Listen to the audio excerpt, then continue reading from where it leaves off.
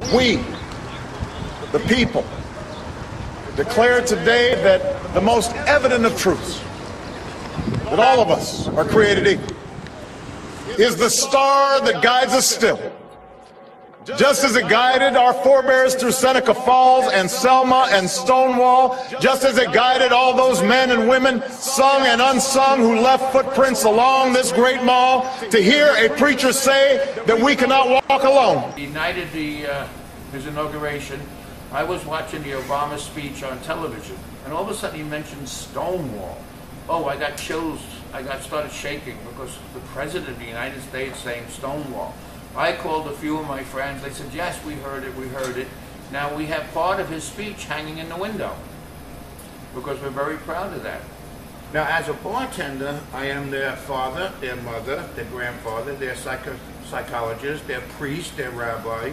People come in with sad stories. I listen for a while. I try to help them. Everybody comes to this place because this is Mecca to the homosexual community. This is where it started. This entrance was blocked off in the 60s, and so was this window. This was the dance floor with tables and chairs.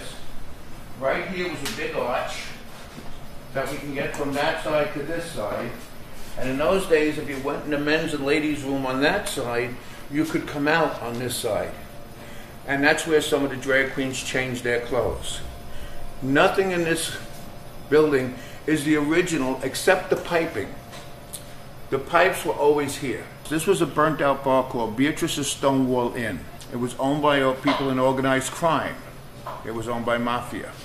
They came in with black paint, $250 worth of black paint, painted the walls, the floor, the ceiling, everything black, and opened it up to thousands of dollars a week from the gay community. It cost us $1 to get in, and remember in those days it was like $10. And the drinks were a lot cheaper, a little watered down. At the end of the night they put water in everything, but it was a place for two men to dance.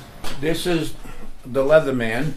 They're passing the bar called Ties, and this is Parents and Friends of Lesbians and Gays, which is a big organization now. It's worldwide. It's called PFLAG. The night of the rebellion, the cops came in on that side because this was blocked off, and there was a small hallway with a book. We used to sign a phony name to say it was a private club, but it was not rated by the 6th precinct. It was rated by the Vice Squad and police headquarters. They were after the bosses for money laundering, no licenses, and they found one or two of their associates beat up and dead. When the police came in that side, my friends and I kicked the plywood door out here, and we got out on the street before the cops blocked it. Outside there was maybe 30, 40 people. Within a few hours there was a couple of hundred people. A couple of hours later it was close to 900 people out there.